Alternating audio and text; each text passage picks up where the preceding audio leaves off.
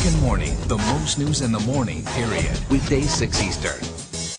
America's 111th Congress will have a first for this nation, a Vietnamese-American representative. Louisiana Republican Joseph Cao beat out indicted Democrat William Jefferson over the weekend. That election was delayed for a month because of Hurricane Gustav.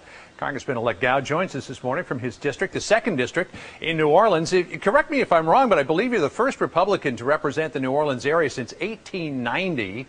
William Jefferson, the indicted incumbent, lost to you over the weekend. This is a district that's heavily Democratic, I think 66%, 60% African-American, and yet you won, many people say, Congressman, because of just dismal turnout among Democrats. Would you have been able to win this seat if that didn't happen?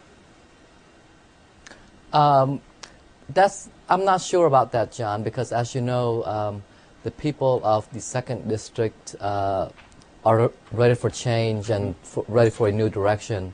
So if more Democrats were to come out, I'm not sure of the outcome. Right. I mean, I think it was 11% of the 2nd District counts itself as Republican. But now you're the congressman from that area. You have vowed that rebuilding New Orleans is going to be a big part of your focus.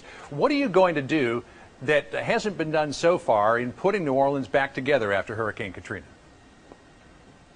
Well, I read in the local newspaper about 2 days ago that the levee protection has been delayed again. So my first order of business would be to work with other Louisiana congressmen and senators to push the issue of levee protection through as quickly as possible. And you're somebody who knows what it's like to lose a lot during Katrina because you're an attorney in New Orleans. You lost your business. You also lost your home. So you had some rebuilding to do yourself.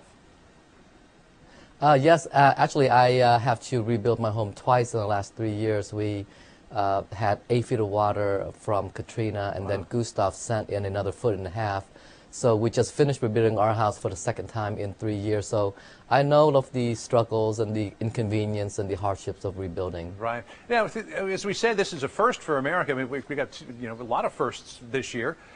We've got our first African-American president-elect. We now have our first Vietnamese-American member of Congress. Do you think that this will be a new dawn for politics among Vietnamese-Americans? I know particularly down there in Louisiana, Vietnamese-Americans haven't really been that active in politics.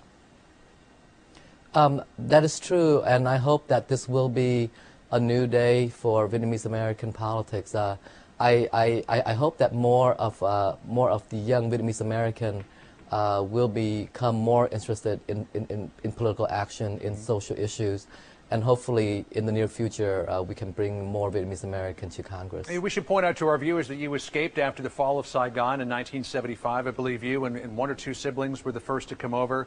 You left, I think, 5 members of your family there, your mother, your father. What's happened with the rest of your family? Have they all settled here in the United States, or are there still some in Vietnam? I only have 1 sister left in Vietnam. My oldest sister came to immigrate to the United States about 2 months ago. My father and mother and 2 of my sisters came in 1991 under the HO program, and 1 of my younger sisters was killed right after the war. Oh, I'm sorry to hear that. So there's only 1 person left in Vietnam. Right, and you said after you won, actually, that you want all Vietnamese-Americans to work toward the democratic development of Vietnam. It's not a democratic country at this point. Does it bother you that the United States has full diplomatic relations with Vietnam under its current system of government? No, it doesn't bother me because obviously there are many ways to achieve a peaceful democracy.